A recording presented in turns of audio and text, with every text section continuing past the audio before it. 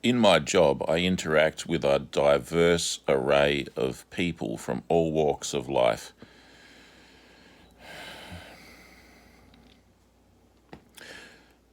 Working yesterday, and I spoke at length for about 10 minutes with a lady about different things. She was a little bit drunk, and at first she was quite kind of rude to me and even aggressive, like she might throw a tantrum or something. But then she kind of chilled out a bit, and we had a good conversation until I said I had to go.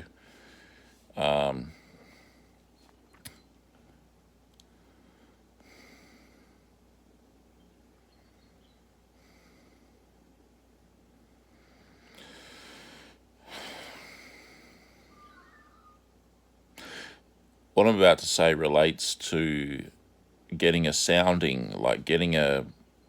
I'm someone who's kind of in the know these days because I'm out and about talking to different people every day.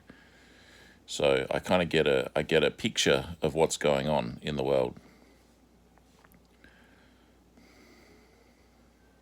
I'm always interested in things as they relate to the Deagle.com prediction. I think it was in 2015 or 2017 or something. Doesn't seem to be happening, but at the same time, some stuff in that direction does seem to be happening. And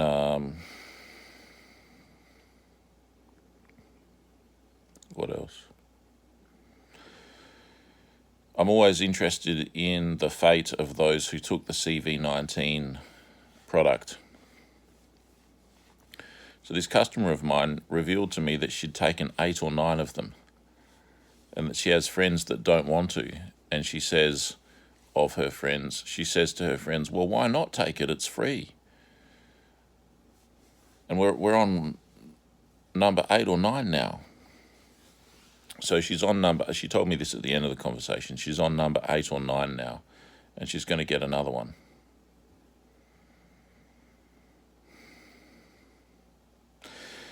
And she was talking about more generally, before she travels, she gets a typhoid and a cholera vaccine. That's interesting because I know that typhoid cannot be proven. So if someone's getting a vaccine for something that cannot be proven, typhus can be proven. Oh yeah, typhus is deadly, but typhoid, yeah. So there's a lot of trickery in the medical industry these days. So what kind of health condition is this woman in? She's about, I don't know, in her late 60s, early 70s, I'd say. What kind of health condition is she in? So when I first encountered her, she was a bit drunk. She's middle class, and she says she and her friend are gonna sell their houses, and they're gonna rent together. They've known each other for 50 years, so they're not gonna have fights. They're gonna rent together. They're gonna sell their houses and rent together. And she's got a list of things to do because time might be running out. She wants to travel the world, and she wants to start with the UK and go around all the British countries, I think she put it. Like, I guess that's, like sort of like England, Ireland, Scotland, Wales, that kind of thing. And she said her friend wants to go to India, and but she wants to go to the UK. And I said, yeah, I wouldn't recommend going to India. I'll never go to India. And then, so she told me that she recently had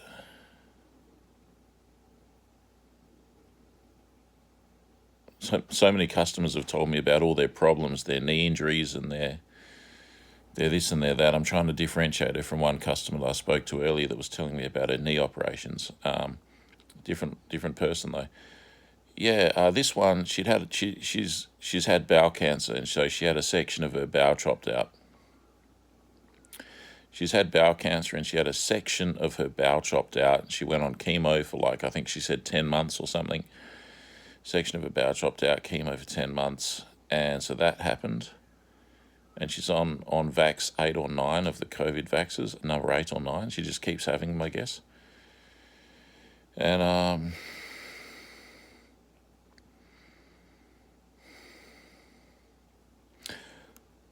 I think she had a husband that passed away. I'm a bit sketchy on that. I think she did. I can't remember when or where. And what else? What else? She said something really interesting to me that actually in the moment it scared me a bit, and then I thought, that's not the thing. I shouldn't be scared of that, but that's not the thing. There should be something to be scared of, but it's not that. She said that.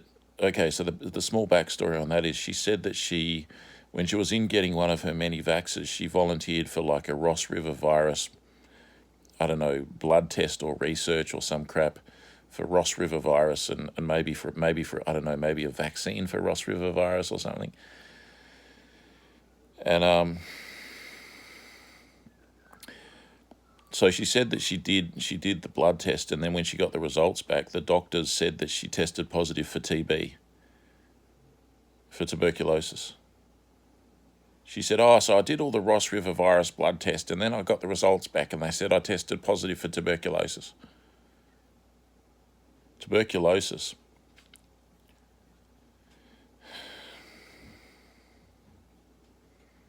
So tuberculosis is something found in the third world.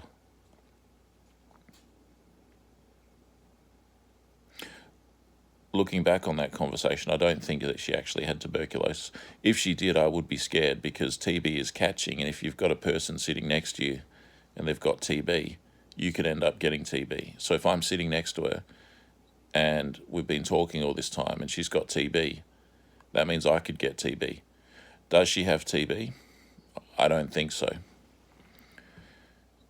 You might not know this, but like with certain things with modern medicine, a person can test positive for them but not actually have them. And for example, somebody might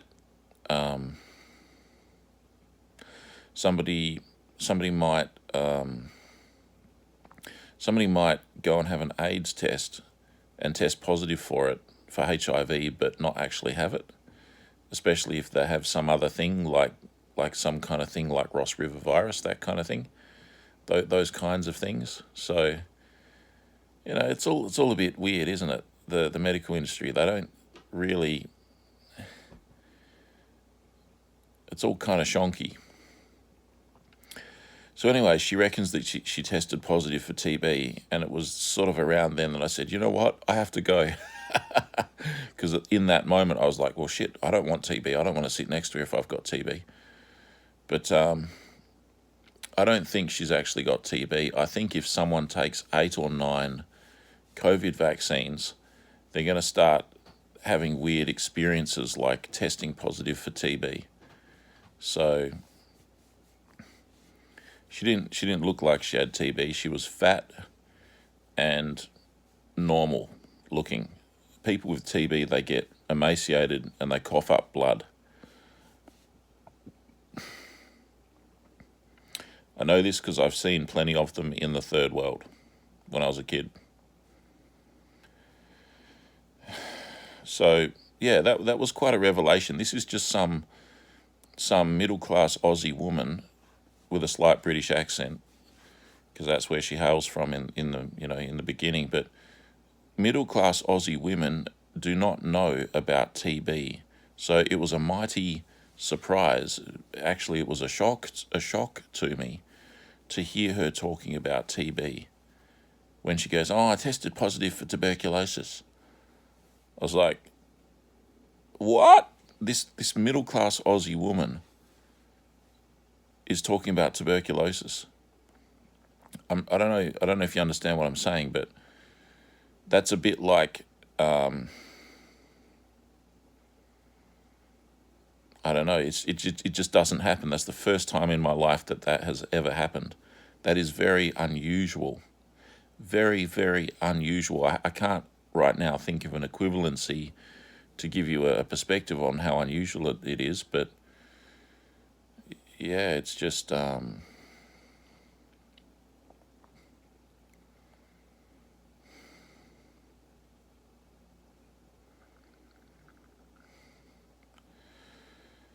So, the extent of this conversation, and in the conversation, I was thinking, that's funny. Normally, I said to it, normally that's just in the third world. And she said, yeah, they said to me, what countries have you travelled to? And she said that she hadn't travelled to any countries.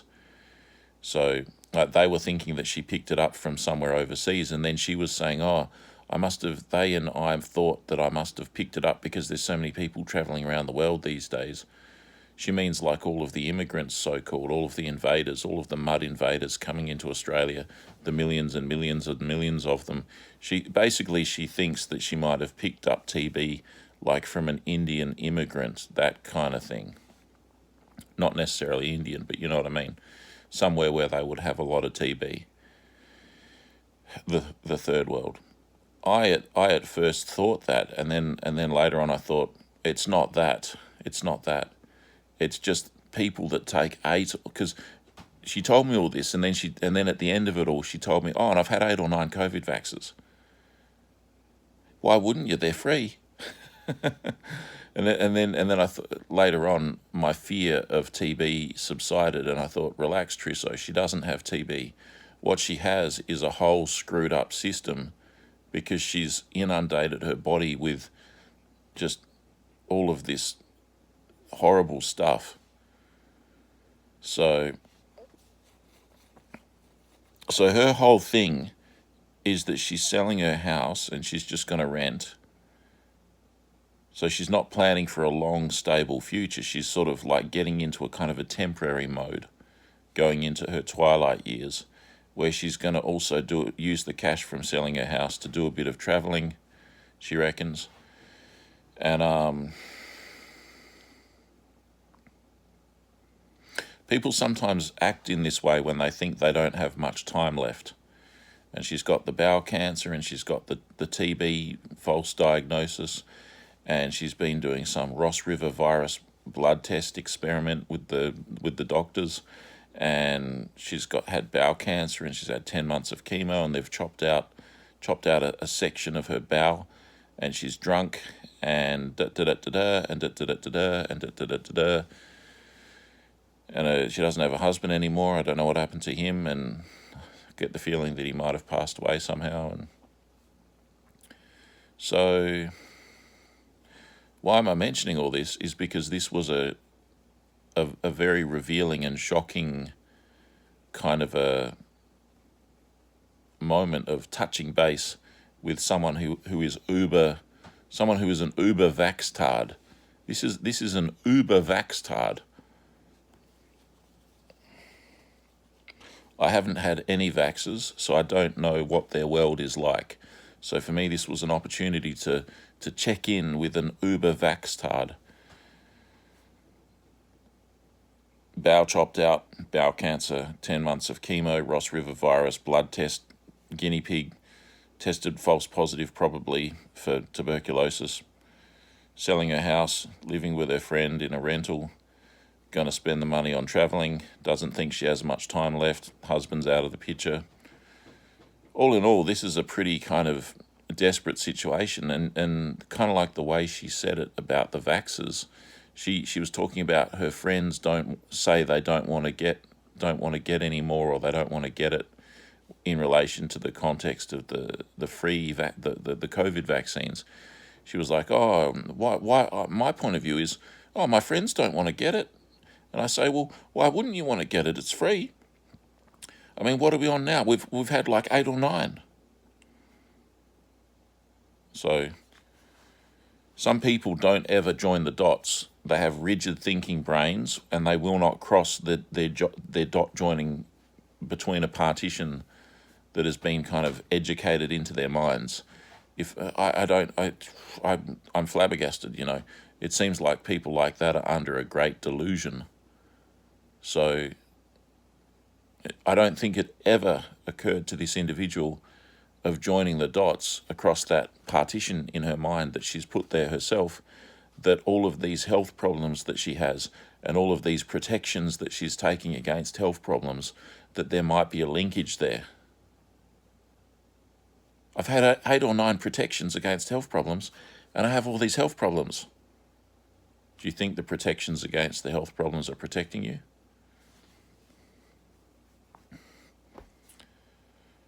Do you think they might be making it worse? I didn't say any of this to her, but I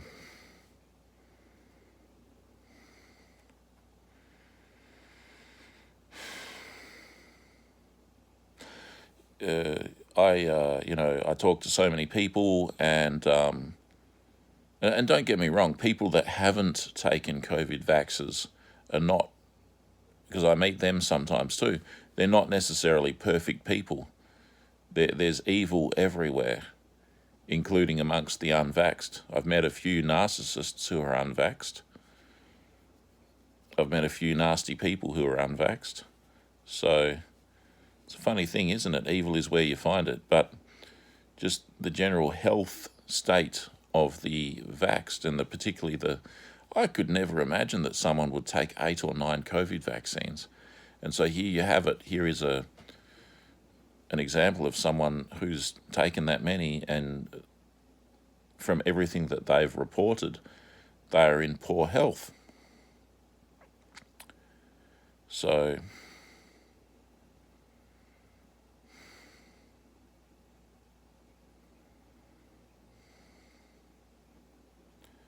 I mean, in the story arc of the video game Red Dead Redemption 2, the main character, can't remember his name, that you play as, in that video game, he dies of a lung disease. He dies of tuberculosis.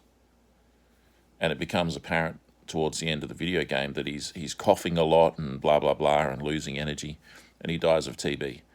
This was predictive programming for COVID-19, which was said to be a respiratory virus. And so one of the many predictive programmings for that, to get the unsuspecting population to buy the fraud hook, line and sinker, was to put predictive programming in many different sources of media, including video games. So Red Dead Redemption 2 released on PC and everything, I think in 2018. And then at the end of 2019 comes coronavirus, a respiratory disease. So by releasing all sorts of media that's got the concept, various different concepts like respiratory virus, TB, releasing that into the public consciousness, and then come November 2019, bam, respiratory virus. People are like, oh, I've heard of that. I played a video game where the main character had a respiratory virus. And then fast forward to today, 2025, November now. This was in late October 2025, a few days ago. This middle-class woman that I never would have expected, I would pretty much guarantee you that if you asked her maybe 6 years ago, do you know what TB is? TB, I don't know what that is. She wouldn't know what it is. If you said to her, do you know what tuberculosis is? She wouldn't have a bloody clue. Fast forward to now, she's all about it. So the general public has been conditioned to believe in all manner of stuff that they had no conception of 5-6 years ago. So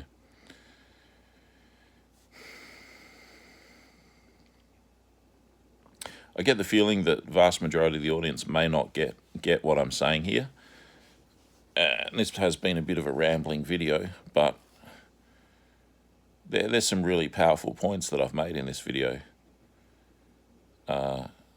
This is a really, really fabulous opportunity to observe the health fallout, the health conclusion, the health results and lifestyle results for somebody who, over the last 5 years or so, has taken 8 or 9 CV19 vaxxers. This is a person who is vax-maxed. Vax-maxed. I would call someone who does that someone who has a death wish. So, I mean, who knows the psychology of people that do these things? Why on earth would someone do that?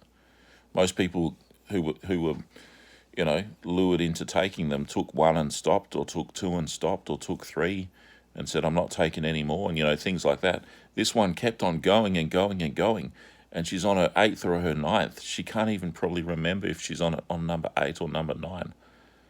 So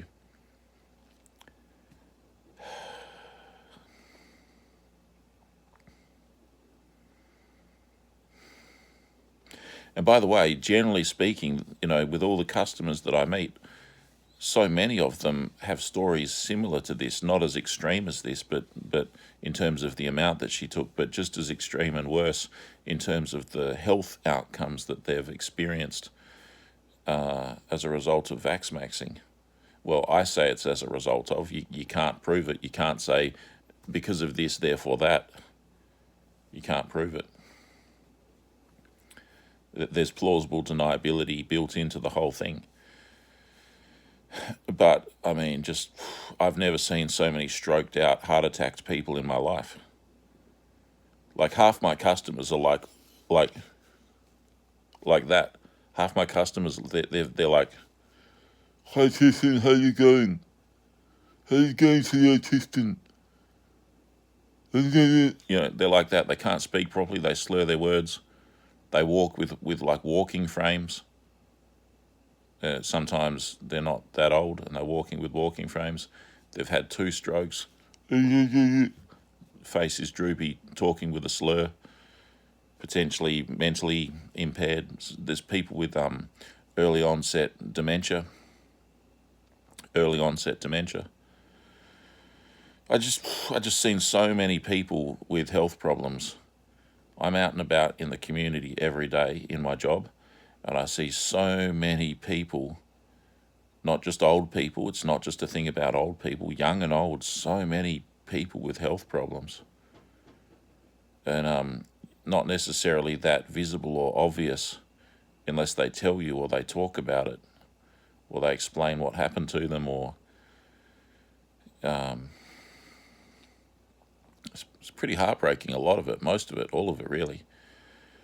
I met one young woman like on a freaking Monday morning, and she'd come to this town for business, and she was staying in a hotel motel down the road, and she'd just gotten out of the hospital emergency department, and as part of my job I was interacting with her, and I was like, "Are you okay? What happened?" And she said that she was getting ready in the hotel to go to her she's on assignment. She's from like Queensland and she's down here, another state in Australia. She's come down here, she's staying in the hospital. It's Monday morning. She's going to go to her work on her assignment, and she's getting ready in the morning, and then she felt some symptoms of stroke, and so she contacted the hospital, and they either picked her up or she went there somehow, and she was spent hours and hours sitting in the waiting room of the emergency department. In the end, they kind of like,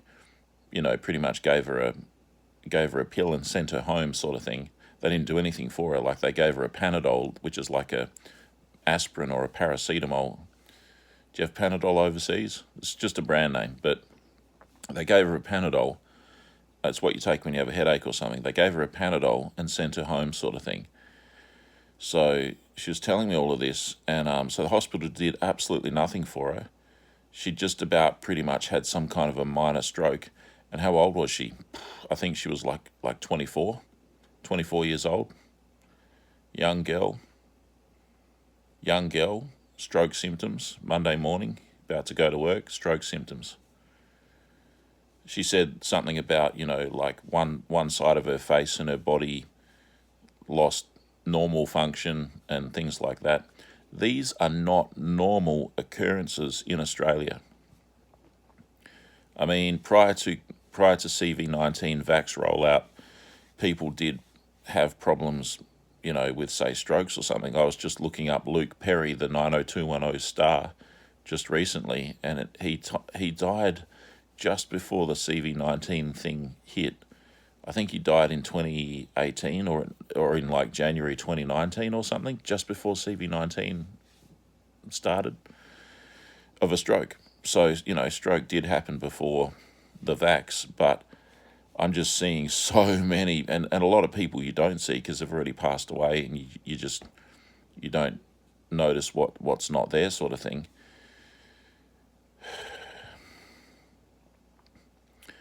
I just see so many walking wounded, young and old.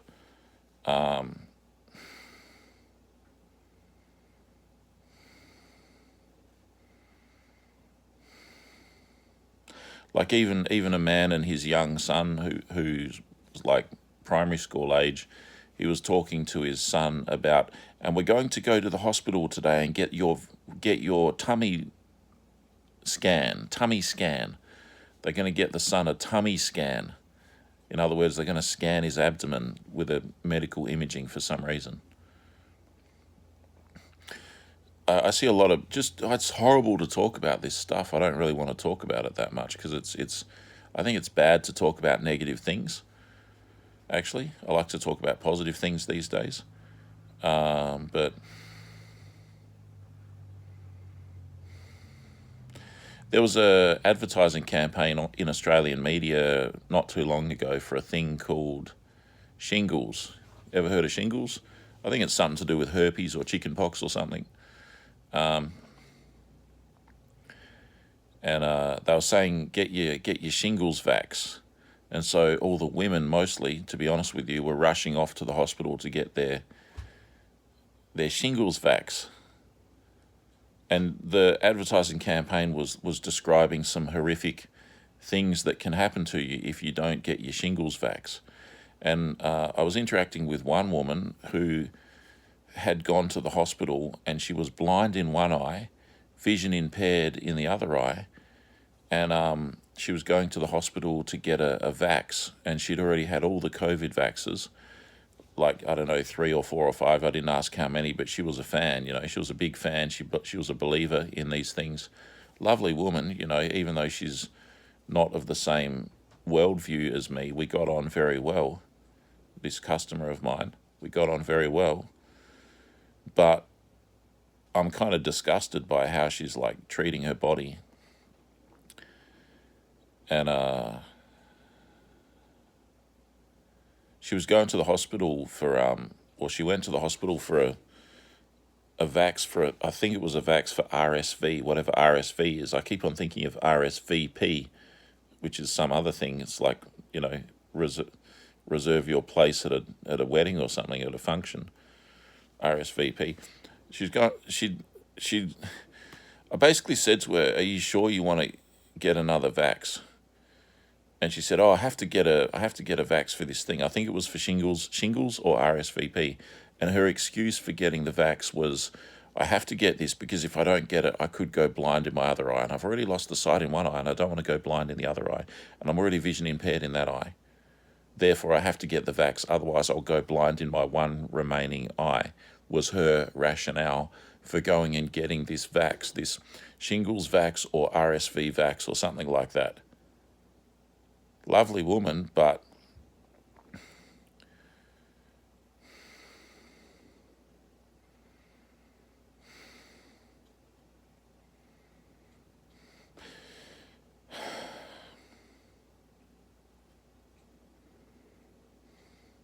one other woman, a young woman who has 2 kids and they're both like autistic or something, I was talking to her tentatively, like I didn't want to really upset her, but because they're clients, but I just kind of like said to her, "Well, I myself don't like vaxes," and she said, "Oh yeah, I know. If I knew then what I know now," and then she told me she's on welfare payments because she's a single mum and everything, and she described how one time she was late getting her children vaxed for the COVID.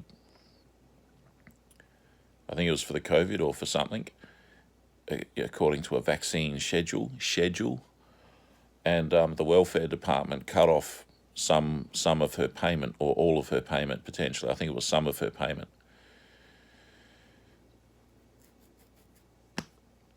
And I was basically saying to her, "Well, in that situation, if I was you, I would just let them cut off the payment.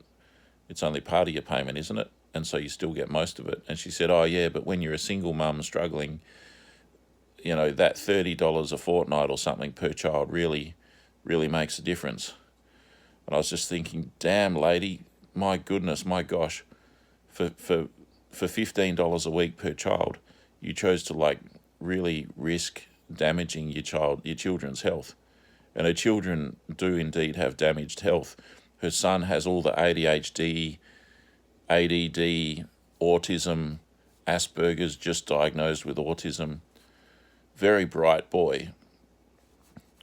Very, very bright boy. I was in the middle of the shopping mall grabbing a coffee and a donut, and he came up to me and he said, because they'd only just met me, this was half a year ago, and he came up to me and he said, is it you? And I said, yeah, it's me. Oh, hi. And then, the mum's there and they'd just been to a movie and stuff, and both nice little kids, but the son has like all the ADD stuff and autism. Where does all that come from?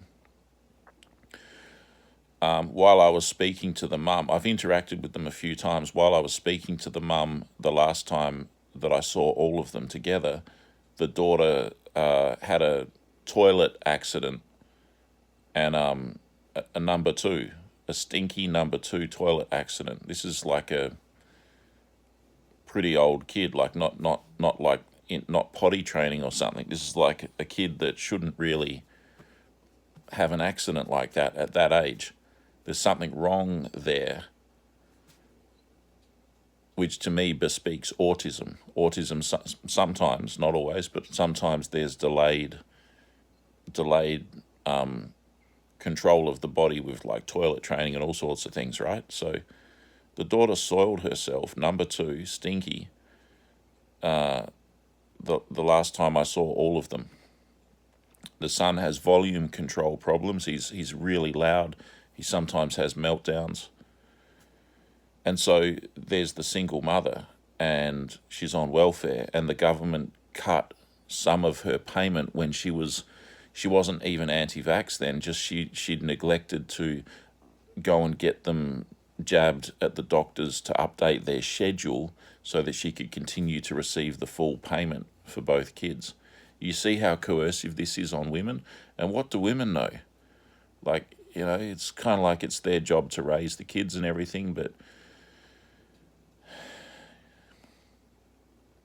where's the father? Like, men are supposed to protect their families, and if the father's not with them, and do you understand what I'm saying to you? When I'm out and about, I see a picture of Australian families and individuals devastated by the lifestyles that they're living, especially in relation to pharmaceutical intervention in their health.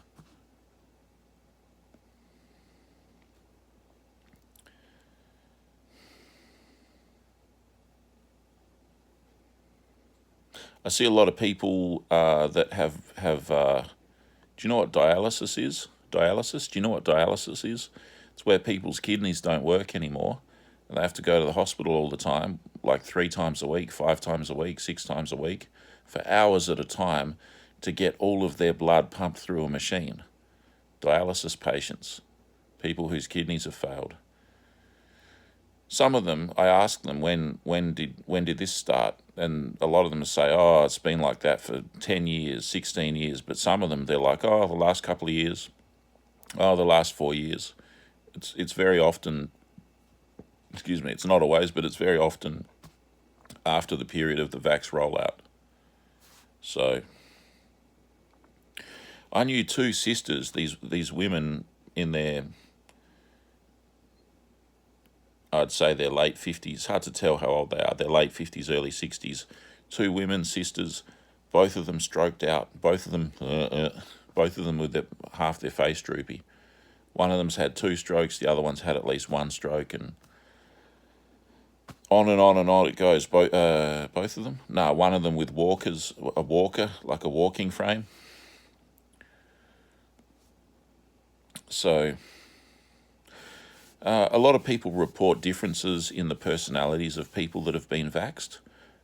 Because I've lived such a isolated, self-imposed loneliness kind of a life, I wouldn't say self-imposed loneliness, I'd say self-imposed isolation, because I can be lonely even in a crowd of people, not so much now.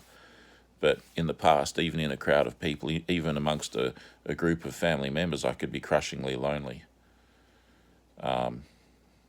In my pre-codependency recovery state or condition, like because I was not connected with myself, I could be so lonely. You're lonely when you're separated from yourself, that's for sure, even if you're surrounded by people. But yeah, generally speaking, the last probably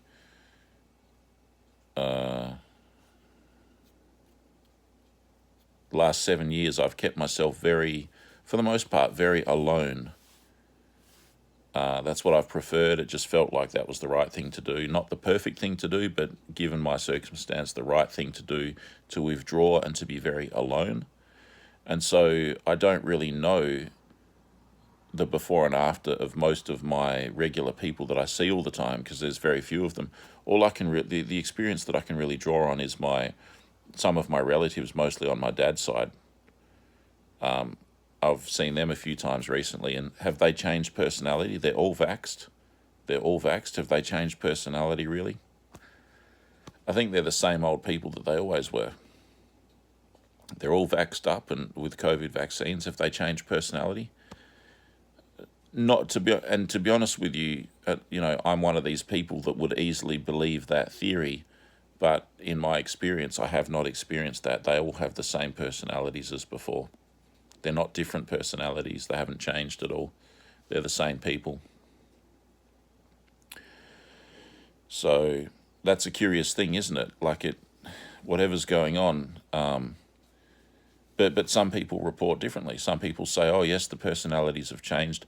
I think there was a lot of division as soon as it became clear that some people were going to take it and some people weren't going to take it. There became, division and competition and falling outs and social problems in families where the unvaxxed person would be banned from attending Christmas. That happened to me, not particularly for being unvaxxed, but just for expressing my views freely. They didn't like it.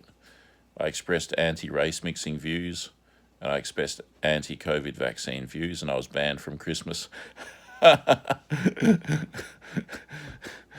It's really sad. It's really sad, and I'm not unaffected by the sadness of it, but I have to laugh, or else it's a thing to cry about, isn't it? So, banned from Christmas. I've since improved relations quite a bit, but usually that means keeping your mouth shut and agreeing with whatever effed up version of reality that my relatives kind of express whenever I communicate with them. So it's kind of like two versions of reality, and unless you agree with them, they will ostracize you. So if you want to have a family, you'd better agree with all of them. Otherwise, you'll be shunned. So yeah, so it's a pretty bad situation. Some people say, "Oh, this is the best time in the world to be alive." I would say this is a pretty bad time to be alive in terms of Australia's history. I think just about any other time in Australia's history is preferable to what we have now. If you said to me, Tristan, here's the time machine, you can go back to another period in Australia's history, but you're not going to be certain about which one it is. It's going to be some year between the start of Australia in, I think it was 1788, up until a better time in Australia. Well, my question for you would be, well, how close to now would it be? Because if it's just like 2024, that's not good enough. But if it's any period of time, like be it like 1800, or be it 1900, or be it 1950, or 1930, or 1910, or 1880, or something, 1850, which period of time would you prefer to live in, then or now?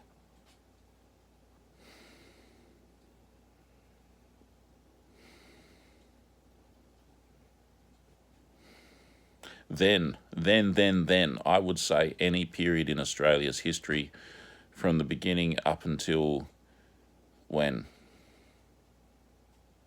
When did it progressively got worse and worse? But when was it still okay? It was still okay in the 90s. It was getting pretty weird after 2001, I'd say. Yeah. I would say a maximum up to about 1996. I would say Australia was a good place up until about a maximum of 1996. And then after that, it just fell to shit. Trying not to swear these days. It just fell to crap. After 1996, Australia just fell to crap.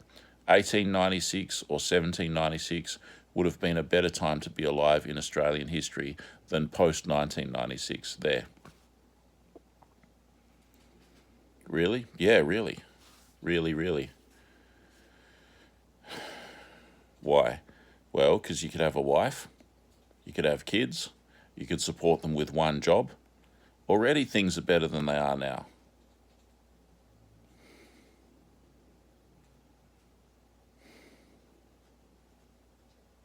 You could ride a horse. You could go on a steam train. Be fun. You could eat food that's not full of crap. There's zero genetically modified food.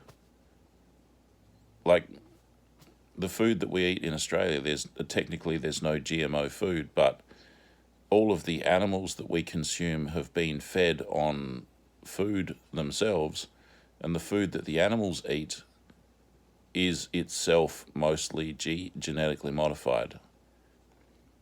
Unless you get grass-fed beef, they're going to feed it like some weird stuff like corn or soybeans or something, and they get that from like America or somewhere, and it's all genetically modified. And there's the old adage, you are what you eat. So if the cow eats the corn or the soybean or something that's been genetically modified, the cow eats it, the cow grows up eating that, then the cow gets processed into food and put on the supermarket and then onto people's plates and they eat it.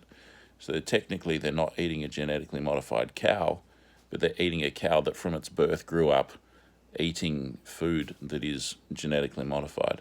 They're not even supposed to eat that stuff. They're not supposed to eat corn or soybean or something. They're supposed to just drink milk for a bit when they're a calf and then eat grass for the rest of their glorious lives. But instead, no grass, just bloody corn or something, right? So, yeah, so anyways, circling back to the first point of this video, I met someone who's taken 8 or 9, they can't exactly remember how many, COVID vaccines. And their health, from what they reported to me, is terrible. Their future quality of life is questionable. And they're acting in ways that seem reckless and seem like that they are anticipating a bleak future. And they are drunk when I met them, so a little bit drunk. So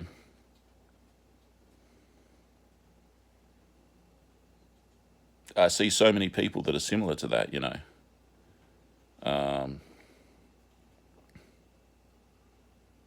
So many, so many.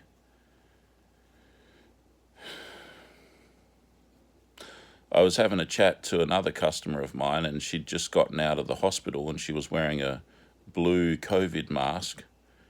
And I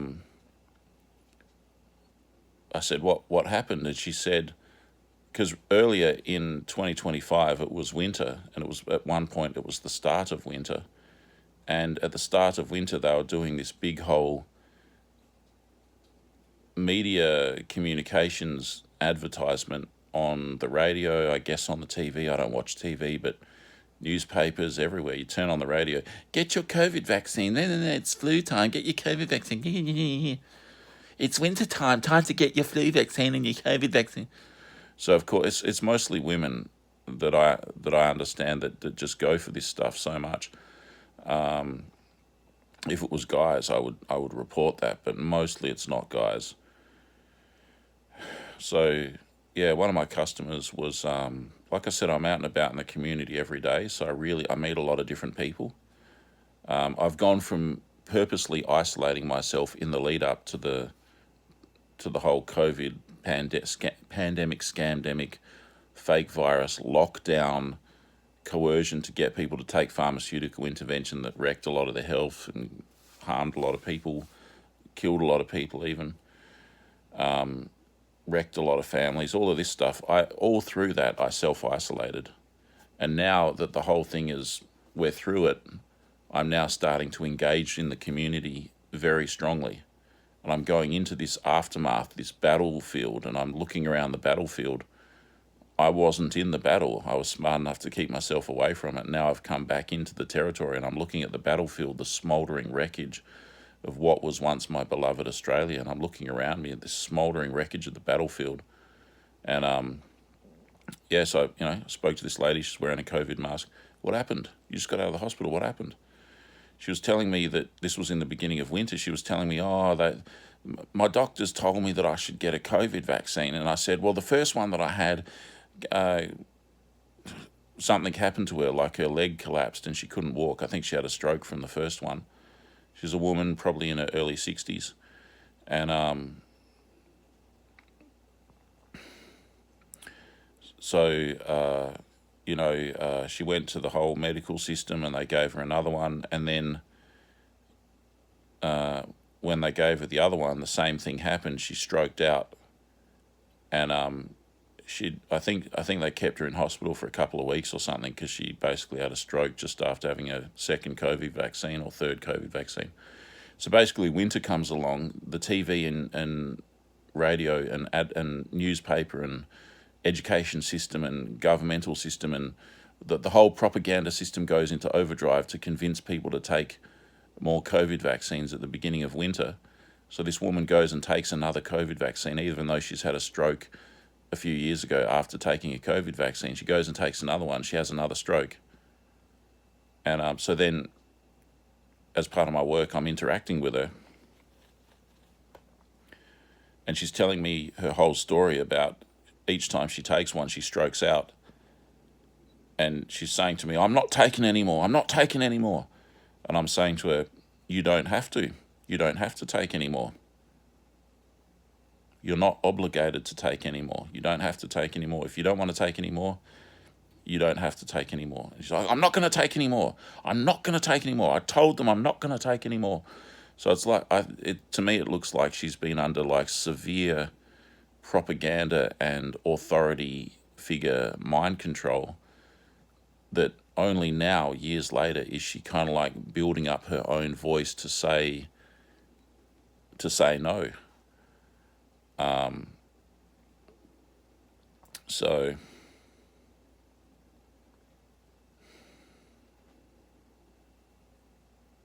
but even then, I don't really think it's totally like that. Like, from talking to this lady, to me, it sort of seemed like the fact that she kept wearing the mask, it sort of seemed like that she was a willing participant in the whole catastrophe, even now. And at one point, I said to her, why are you wearing the mask? She'd wear the mask. Why are you wearing the mask?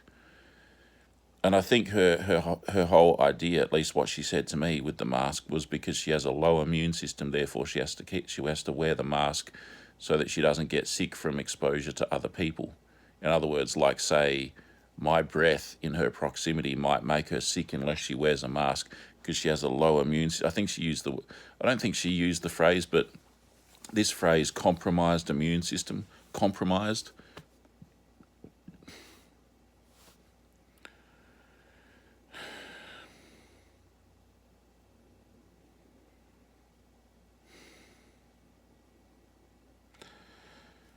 Oh gosh, words are spells, and I mean, I can think of two things with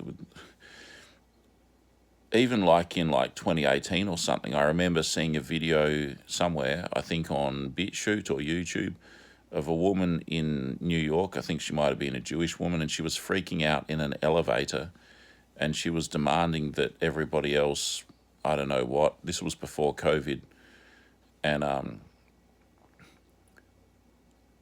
she was being unreasonable, but she kept on screaming at people that she had a compromised immune system. And I thought to myself, that phrase, compromised immune system, I keep hearing it over and over again from different people.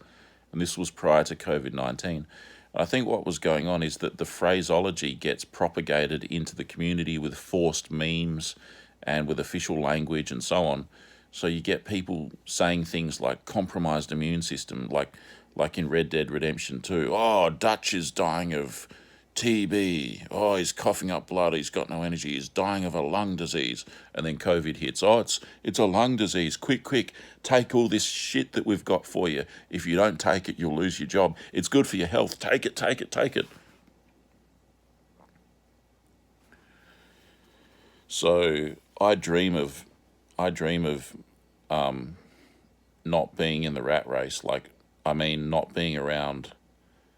I don't think it's healthy to be around people all the time now that 90% of the population has taken all of this experimental stuff. I think it's not that healthy to be, for me, to be around all these vaccines that I don't want to breathe the air that they're breathing out all the time. I mean, maybe it's okay, but it can't be that healthy, can it? So for me. So, yeah, this woman that was wearing the mask claimed that she wanted to wear the mask to keep her safe from disease, to stop her from getting sick because she has a compromised immune system. She didn't use that phrase, but so many people do. Compromised immune system. People use the word compromised in two contexts these days, very artificially and it's a forced meme. So only NPCs are really using these words. Pay attention to the words that people are using, the changing phraseology, the changing wording. People will say they have a compromised immune system, and people will say things like, oh, my email account is compromised. It's compromised. There's one guy on Twitter, in the Twitter comments of some video or something, some post on Twitter, I think he was saying that his email got compromised. He had to stop use. Where did I see that? I saw it on a video game forum. It doesn't matter where I saw it, but the point is, NPCs are so retarded, they don't know how retarded they sound. I think he wanted to change his email on his account because his email on his account, according to him, he could no longer access it because it was compromised. So people are using the word compromised. I've got a compromised immune system. I've got a compromised email. My immune system's compromised. My email is compromised. Compromised. Prior to that, in the movies, there was like Lawrence Fishburne, black guy, CIA kind of movies, where they're talking about like safe houses and agents, and this secret agent's been compromised. So pay attention to the Orwellian New World Order, new speak, new language that's coming at you. One of the first times that I heard about immune systems, I went to the doctor for something. And the doctor, just a regular Aussie doctor, senior doctor, good kind of a GP, but he worked at one of these mega clinics. I don't like mega clinics. He said to me, oh, and you should have the hepatitis B vaccine. And I said, I'll get it later. And he said, oh, we can do it right now. And I said, oh, I don't want it. And he said, oh, but why? And I said, I just don't want it.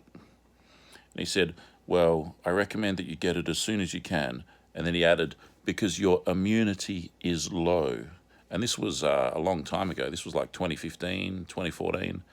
Because your immunity is low. Cunt had just met me. Cunt didn't know nothing about my immune system. You understand, if I meet you and I say, you need to do what I say because your bank balance is low, what would you say? You would say, you don't know anything about my bank balance because you've just met me. Or if I say to you, you have to do what I say because your immunity is low, you might reasonably say, you don't know anything about my immune system. You don't know anything about my immunity. It would be different if he had some magical doctor test that he could do to test someone's immunity and go, well, out of 100, your immune system is 20, so you've got a low immune system. The objective test says so. There's no such test. So for this doctor to turn into a weirdo and start suddenly asserting things that he couldn't possibly know, your immunity is low. You should get a hepatitis B vaccine as soon as you can because your immunity is low. Cunt doesn't know. I'm calling him a cunt because that's what he is. Cunt doesn't know a single thing about my any kind of system. Nothing objective, nothing subjective, no numbers, no tests, no readouts, nothing. He's just saying it because he's been taught to say it by the Rockefeller medical system. And I just thought to myself, okay, so I'm smart enough to avoid this poison that he's trying to foist on me. But millions and millions of Aussies are not going to be so hip to it, so with it, so switched on as me. And they're going to fall for it, and they're going to get presented with the same shit. Oh, you need to take this vaccine because your immunity is low. You might have a compromised immune system. You might have a compromised email. You might need more. So one of the vectors for what's the reason for people using phraseology like, oh, my email is compromised? It's because so people are being given language, and then the language is spellcraft and brings a new reality into existence that would have struggled to take hold had people not been given the language to speak to make the new reality come about. One example of that is with digital ID. The whole Borg system wants to bring in digital ID, and as part of that to plough the field before the seeds can be planted and the new rubbish can grow into existence, they need to give you the words to describe the new reality for you to speak yourself. And so that's why you see people going, oh, my email is compromised. Oh, says the TV, we've got just the thing for you. You've got a compromised email. We've got a digital ID. You'll never have a compromised email again. Oh, I've got a compromised immune system. Oh, says the TV and the doctor, we've got just the right thing for you. Your immunity is low. Therefore, take this poison that pharmakia that we're trying to give to you. This witchcraft pharmakia that we're trying to give to you. It's the same with the word migrant. You'll see the word migrant, for example, in Twitter, used 1 million times per minute across Twitter type thing. It's a very common word these days, migrant. I would say to you, don't ever use that word. It's the same kind of spellcraft bringing into existence of something that you don't want that to be in your future. Just like the phraseology, compromised email, compromised immune system, your immunity is low. All of these lies that are being spoken into reality, you're going to kill grandma unless you take the vaccine, all of this kind of guilt tripping. One of these things is the word migrant. There's currently an invasion going on. All Western nations are being invaded by mud third world invaders. That's the correct terminology to use. But you'll see not only the news media using the word migrant to describe these orc horde invaders. They're orcs. Like in Lord of the Rings, this is an army of orcs invading the Shire. They'll never call them mud invaders or orcs or anything. They'll call them migrants. So there's a lot of millions of dollars worth of experts just picking the right word to propagandize again and again has gone into the benevolent and benign and calm sounding word migrant. A migrant sounds like someone who very peacefully moves from one place to another. But if you look at the spelling of migrant, it really, every time, and the thing is that it's not just the news media and the government saying migrant, it's all of the NPCs out there. As soon as the NPCs are given language like compromised email, compromised immune system, digital ID, COVID vax, that'll solve all your problems. Migrant, what does it mean? It means my grant. What is a grant? If I grant you something, what do I do for you? I give you something. I'll grant you that. Granted this and that. Granted this, granted that. I'll grant you this, I'll grant you that. I received a government grant. What does that mean? I received a government grant. What does that mean? It means that the government gave you money. So grant means to give. In different contexts, it means permission. I grant you, I permit you, I give you permission, I grant you, I give you authorization, I authorize you. So to describe myself, I could say me or I or my. So if the word my grant is broken into two words, my and grant, it's my grant, my giving, my giving. So we're describing these orc invaders as my giving. We're describing the orc invaders as my grant, my authorization, my acceptance, my permission. What's that? That's a migrant. What is a migrant? It's a my permission. All of these millions and millions of orc invaders, what are they? They're my permission. I permit them. See how it works? See how it works? By the magic of spelling, you bring into existence a future reality that you don't want. Every time that you call an orc, mud, third world invader a migrant, you're saying that person, that individual there is what that is that's my acceptance. I accept that if you use the word migrant because it's my grant, my giving, my permission, my authorization.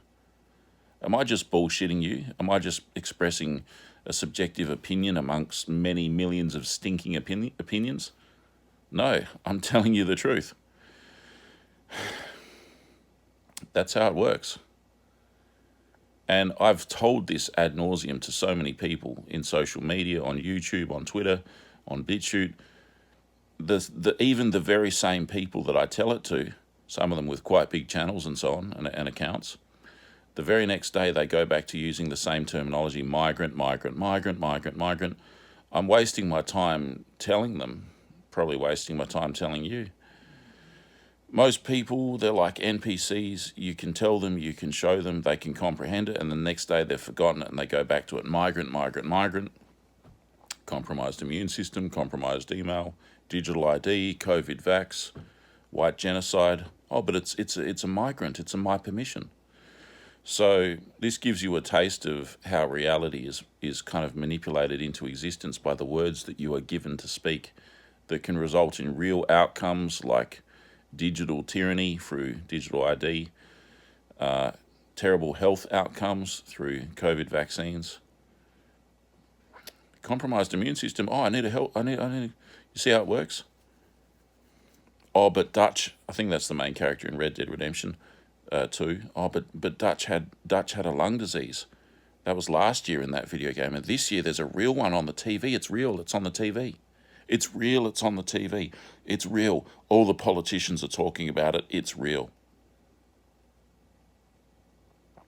You look out your door, you don't see anything. Oh, but it's on the TV. It must be real. So,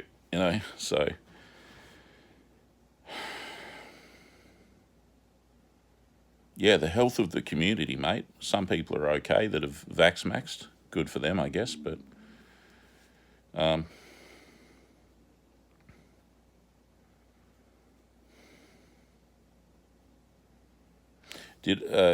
how's my health? Well, I got in the winter I got sick twice, and the first time in the days and weeks preceding getting sick, like sort of like flu symptoms, I had pain here in those kind of glandy kind of areas. I had pain, not really pain, but like it was burning. It was burning.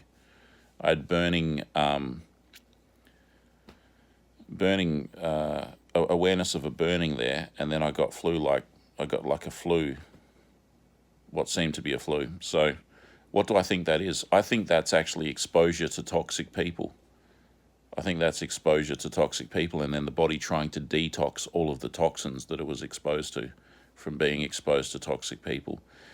This happened right around the time, just after the big media campaign by the government to get people to take COVID vaccines. All of the women, some of them that were my clients, went and got their COVID vaccines.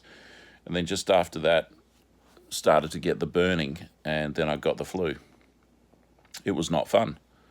So I actually don't think that's like a virus or influenza or any kind of virus or anything like that.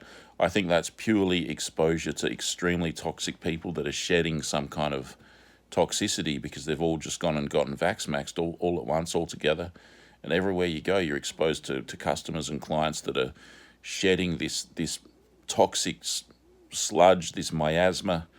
They're breathing it out. They're sweating it out. Their presence. You're just surrounded by toxic people, and your body after a while says, "I've had enough of these toxins," and it purges it, and that's when you get your flu-like symptoms. I don't think that was the flu, though. I think it was just purely. And prior to that, I had not been sick for a record period of time in my whole entire life. Do you realize that during the whole deadly COVID pandemic, I was not sick once, not even a cold, let alone a flu? Deadly pandemic, huh? I wasn't sick once. It was only when I started to get interactions with people that had been vax-maxed that, my body felt toxified and then detoxed. So I'm just doing the best I can out here. I'm not an omnipotent God. I'm just one man, and of very modest means. And I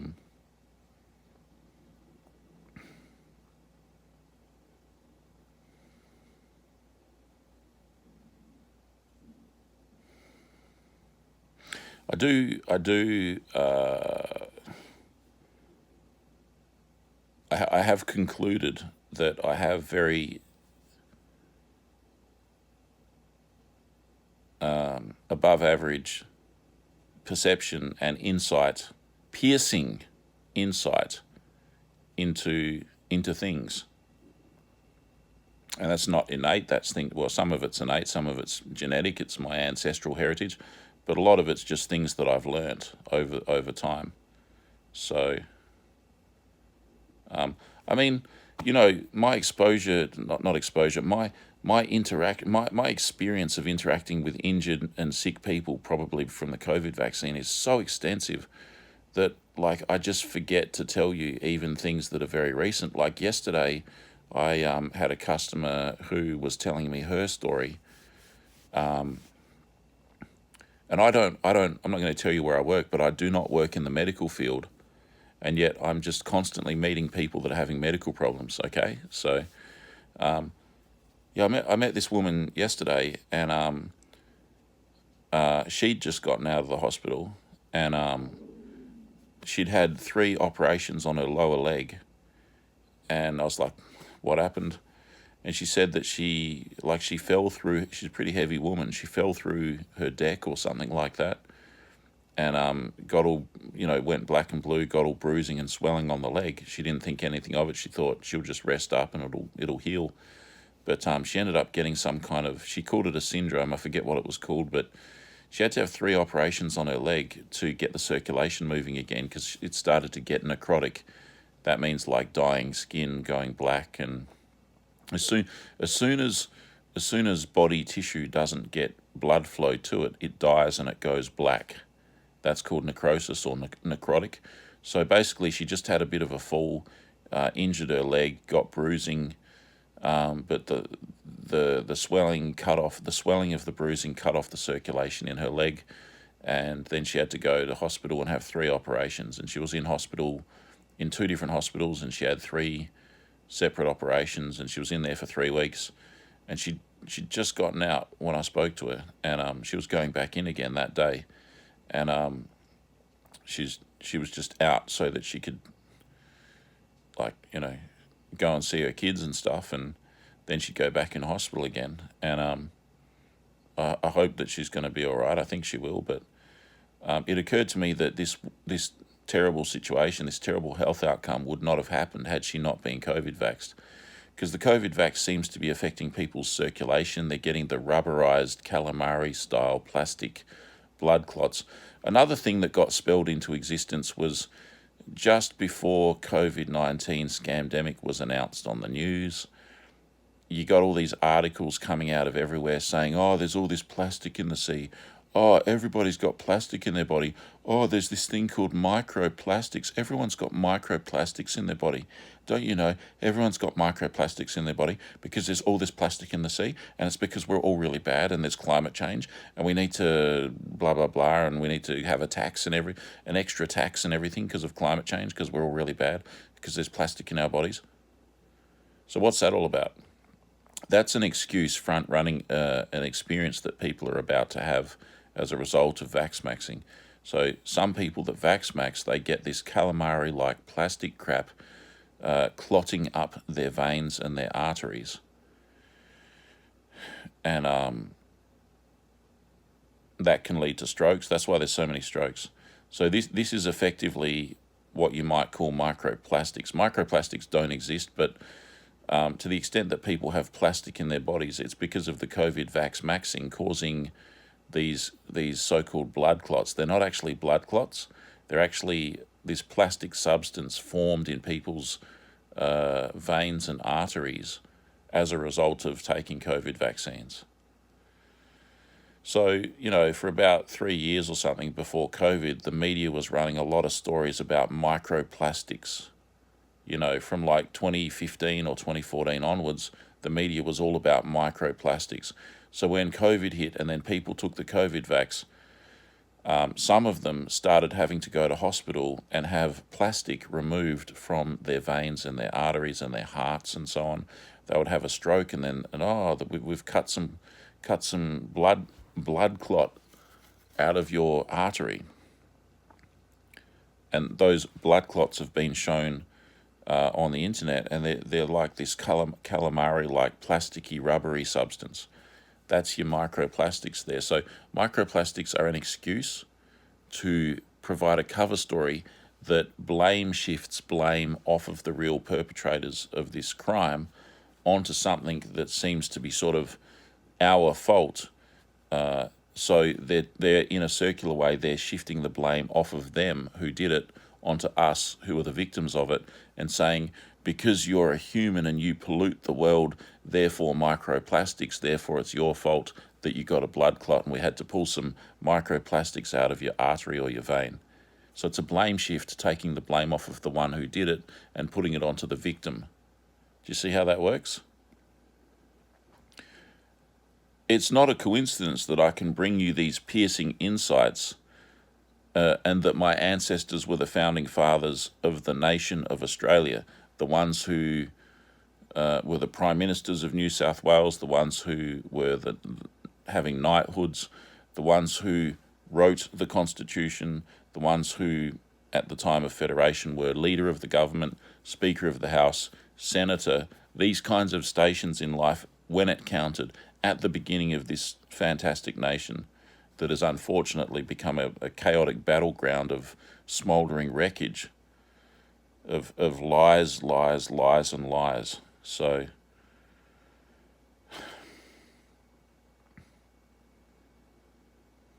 it's also really tragic that, someone like me really should have millions of people listening to what I have to say, but it's quite the opposite. I'll be lucky if 50 people see this video, and of those 50, how many are actually going to comprehend what I'm saying?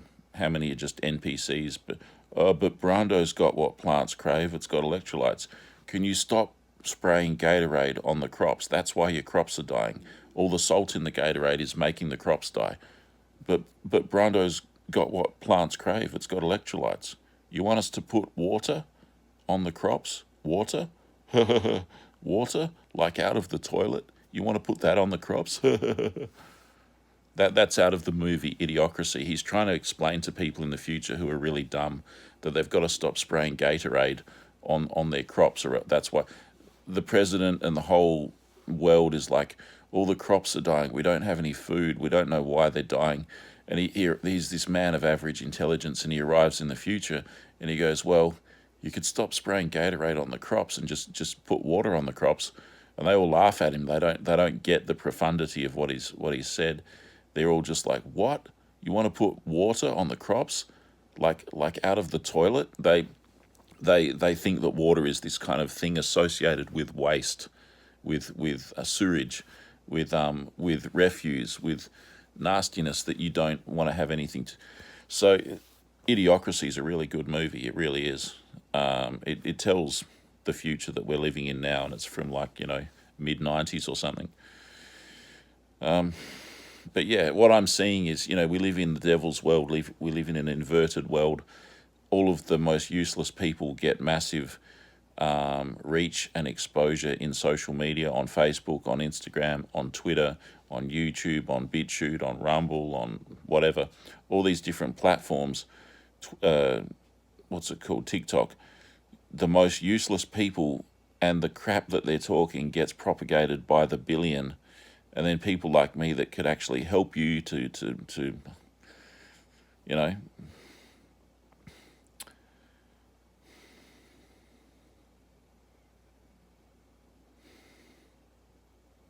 people like me that ought to be heard by millions are heard by less than 10 people or something. So, like, I just did a video recently proving that most of my subscribers on Twitter are bots, and very likely bots generated by Twitter during a subscription period where I was paying them money and having a reasonable expectation of getting some exposure and some natural subscriber growth. And what they do with people like me is they completely shadow ban you, even though you've got a paid subscription. And to assuage your otherwise anger at being shadow banned, they give you fake subscribers during the subscription period. And the subscribers are always like a pretty girl with her face turned away from the camera in an otherwise model shoot looking ethereal picture. And why the face turned away from the camera? So that with facial recognition software, bot accounts can only use the same model over and over again if her face is not shown on camera. So they show a pretty girl looking out to sea at the sunset or the sunrise or something. So you see the beautiful body and hair and stuff, but you don't see the face, because that's the identifying, recognizable characteristic in the photo. So they try not to. There's this whole thing. So there's a lot of trickery and deception going on now. So the more you know, the more you're hidden. And people out there cannot tell the difference between controlled opposition and genuine truth speaker.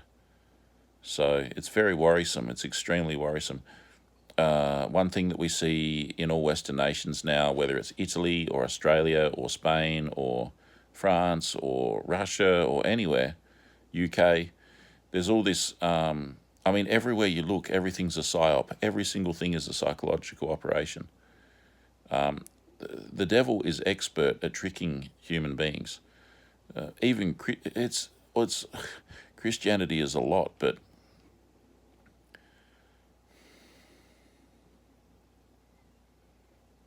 even so many Christians get tricked. I became a Christian this year, and what I've concluded recently is that just about all church power structures are run by the devil. Surely not. Yeah. I'm telling you the results of my observations now that I go to church, and I've been to multiple churches. To be honest with you, the church power structures that I've gotten to know,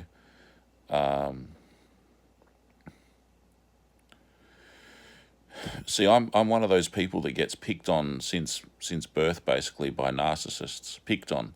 So I have a curious gift, which I wish I didn't have, that narcissists will reveal themselves to me. They're usually extremely well hidden to the point that people can't spot them at all. Me, on the other hand, not only do I know how to spot them now, but actually I don't even have to spot them, because in so many words, they basically come up to me and say, "Hi, by the way, I'm a narcissist." I say that in so many words. They don't actually say that, but they might as well. These days they reveal themselves to me through various different means that I'm not going to go into now. Narcissists, I have this kind of gift these days that it's not a gift that anyone would ever want.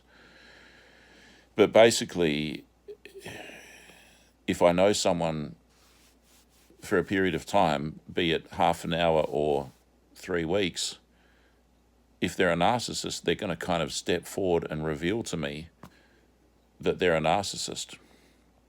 And I've interacted with power structures like at work and stuff, and fair enough, I've noticed, you wouldn't be surprised at this, that I've noticed that there's plenty of narcissists in power structures of commercial organisations, places of work.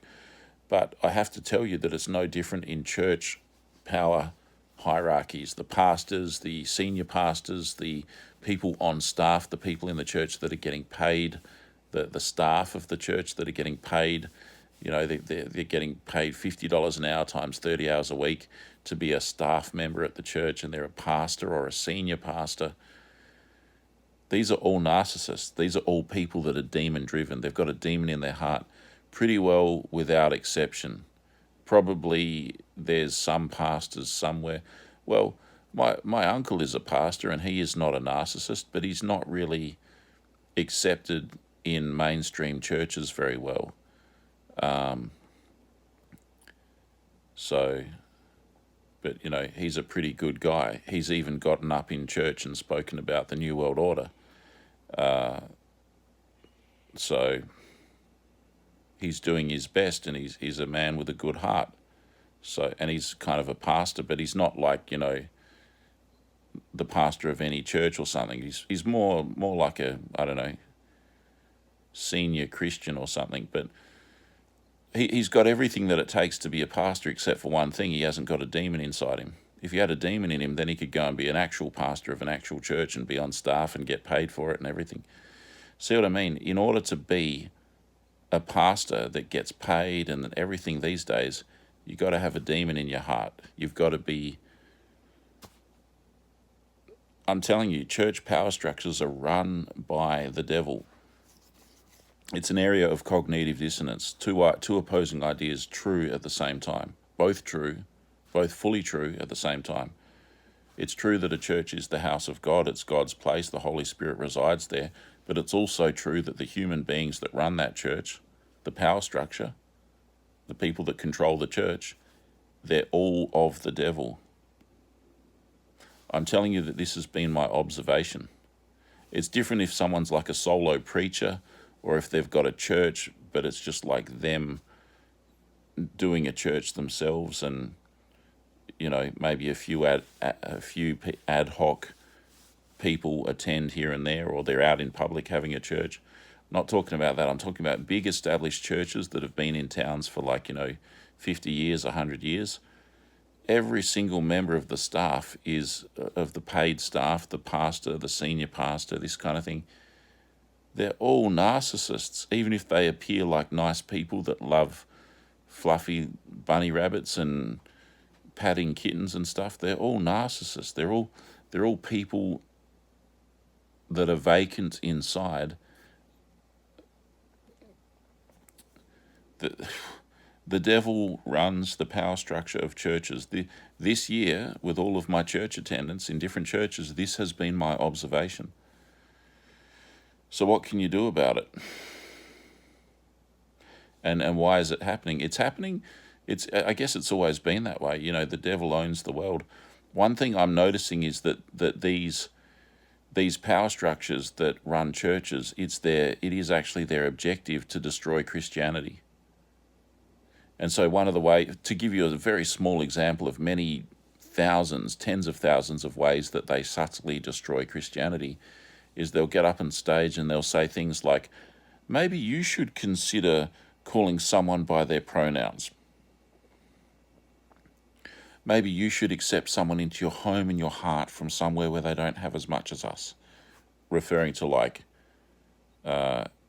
trying to get Sudanese men into your house with your kids and everything. Accept them into your home and your heart. We're Christians, we're accepting. So the devil's very tricky, using all of the Christian scripture to destroy Western nations. One example of this as well is the Anglican Church. It doesn't specifically directly say in the Bible, do not be a lesbian. it does touch on the concept of lesbians briefly, but basically it considers it unimportant. It does talk about homosexuality a great deal in terms of men, that they shouldn't have lust towards each other, it should be to women. But women don't have a sex drive, so when it comes to women having lust for each other, they don't really lust for anything except for maybe a man with a good job and a high social status. But in terms of sexual lust, like women are like, they don't really have it, do they?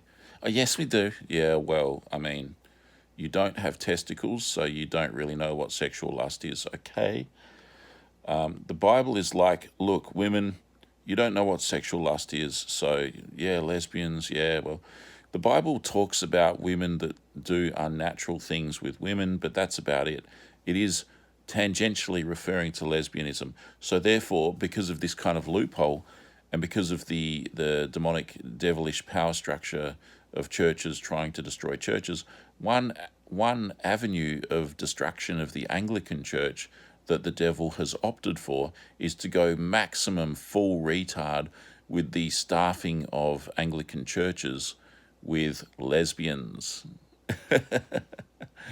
All of the staff of Anglican churches are basically lesbians. All of the pastors of Anglican churches are lesbians. We're talking about big, butch, short-haired, hairy-faced lesbians that look like Peter Griffin. If you think about it, what does an Anglican pastor look like? Nowadays it's a woman who resembles Peter Griffin. Who's Peter Griffin? It's the fat Homer Simpson-esque kind of guy off of the cartoon called Family Guy. It's the father in Family Guy, Peter Griffin. Church pastors in the Anglican Church, they're women who are lesbians, basically brazenly, openly lesbian, who look like the man called Peter Griffin.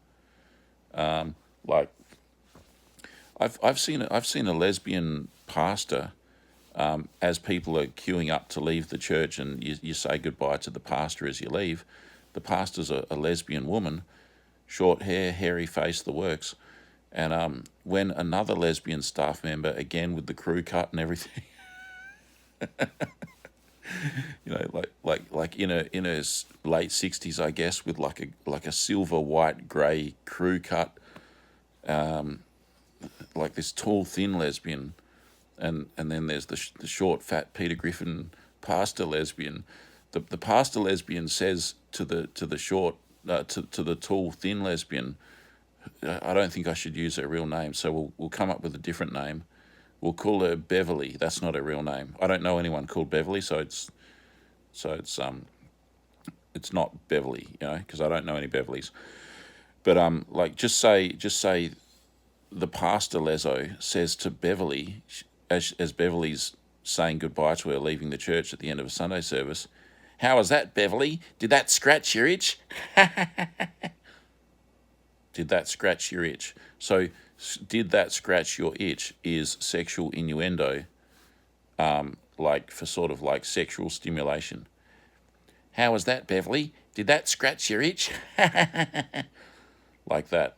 I subsequently found out that lesbian pastor has a demon in her heart.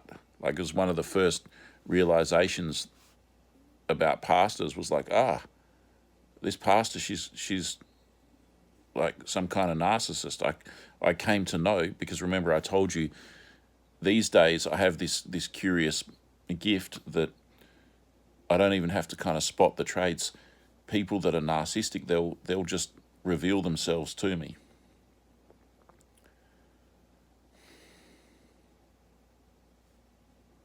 It's a bit like in the movie They Live. The guy wears the sunglasses, and with that he can see who's a monster and who's a human, and he takes them off, and they just all look like regular humans. I kind of have that these days, as of 2025. That, yeah, narcissists will come up to me. I don't have any special sunglasses or something. Narcissists will come up to me, and they'll, in a certain way, I'm not going to go into it now, they will reveal to me their status, and I'll be like, oh, okay, I can see. I'm saying to myself, I'm not saying it to them, I'm saying to myself, oh, okay, I can see that this is another one. They've just revealed themselves to me. Okay, probably time for me to get out of here and break ties with this one and turn my back on them. And thank you very much. It's been lovely. I'll never see you again. I'm not going to tell them that, but they'll invite me somewhere and I'll say, oh, thank you, I'd love to, but I have plans. So my life in 2025 has consisted of a great deal of me, upon discovering that someone in some social capacity or work or something is a narcissist, that they reveal themselves to me. I've got to break off as much contact with them as I can.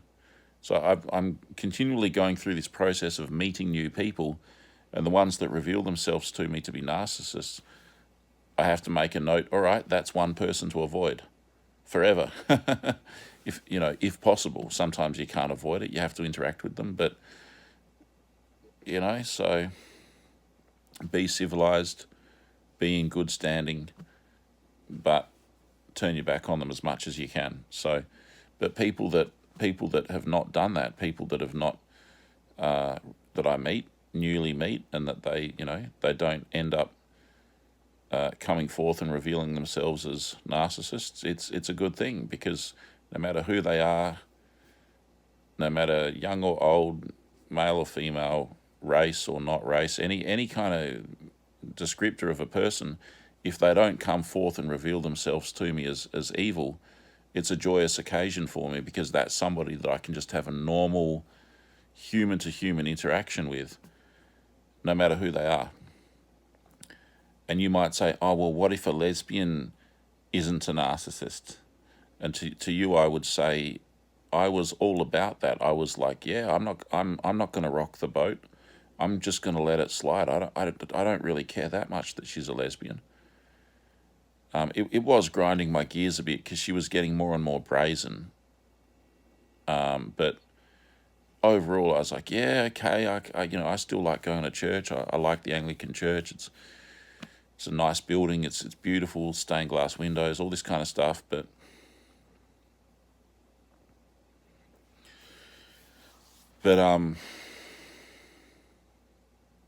it's an inverted value. It's a satanic value. Homosexuality is, and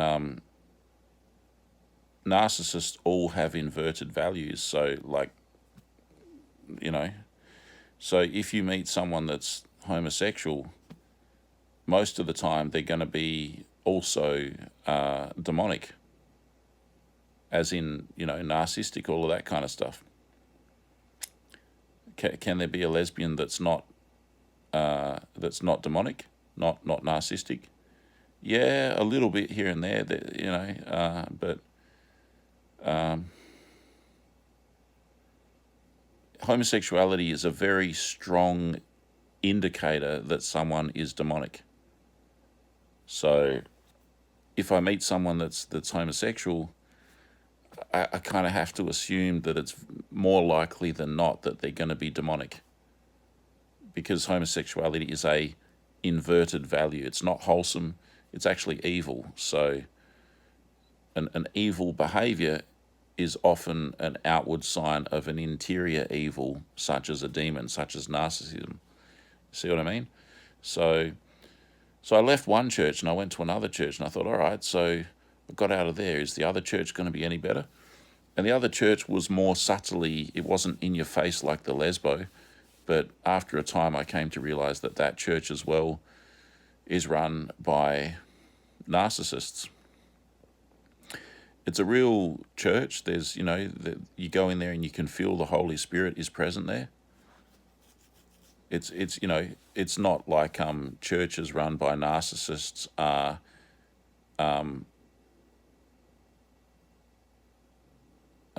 secretly getting you to unwittingly worship the devil or something. It is an actual church where people worship God, and even the narcissists running the church and the narcissistic pastors and so on, they're in God's house. They have to show you God's things. They can't just go, oh, let's look at I don't know, the Satanic Bible or some crap. They can't do that. They have to stick to the Bible.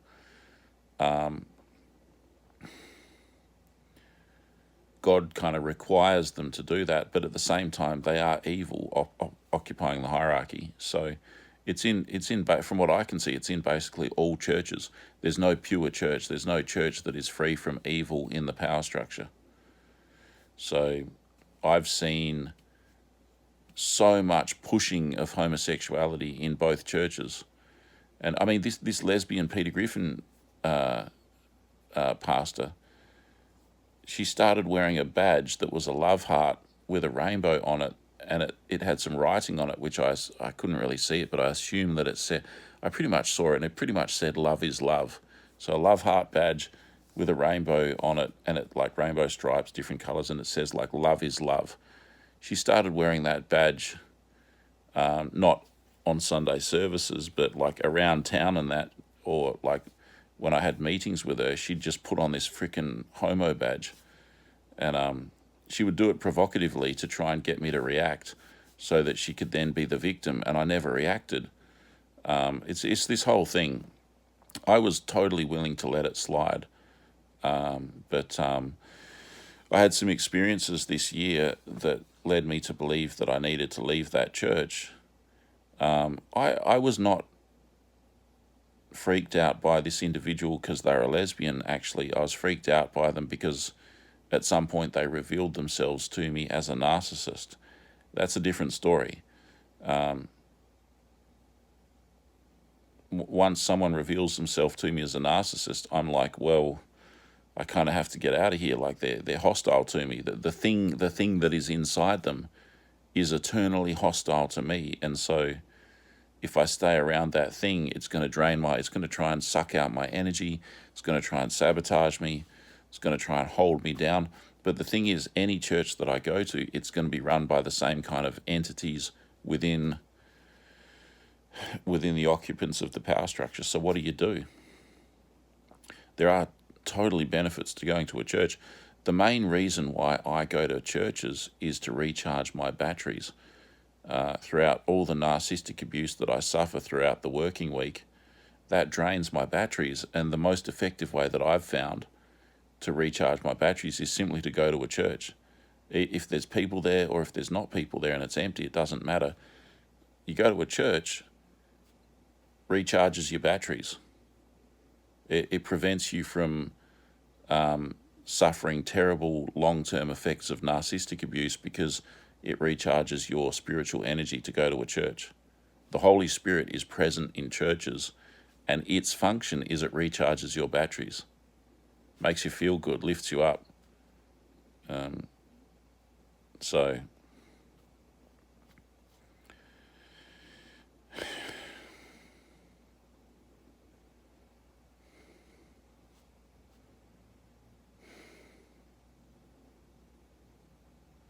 that's pretty much the end of this talk.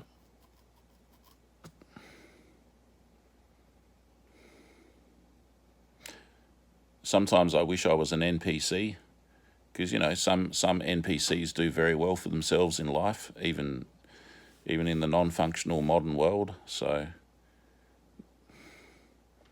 and NPCs don't seem to get directly targeted by narcissists like some of us do, and that's because the narcissists don't see the NPCs as any kind of hurdle or stumbling block that would otherwise slow down the rapid achievement of their master's plans, their master being the devil.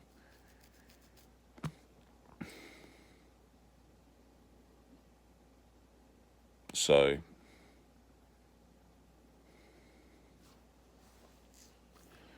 just before I finish this video, I want to show you my plane that I made. Just hang on. See if I can grab it here.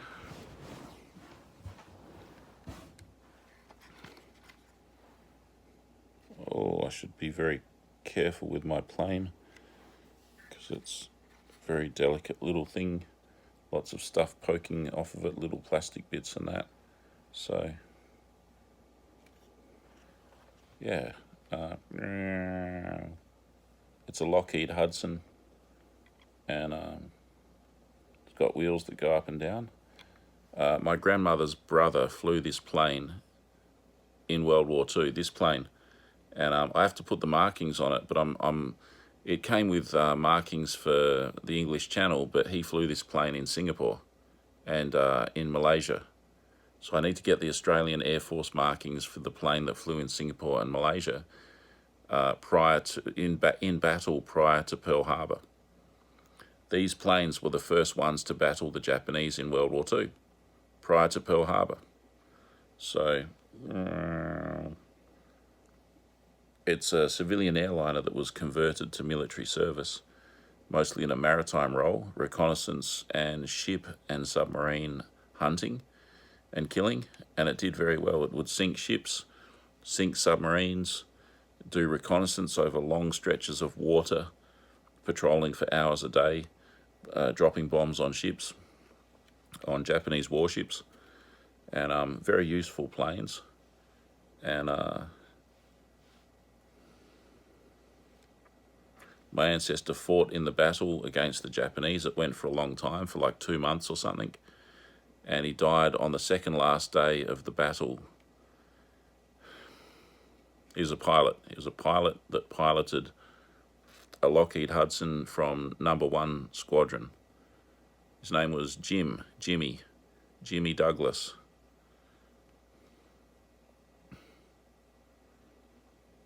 And he flew this plane. So there you go. That's the end of my talk. Thanks very much for listening. I'll catch you next time. Bye.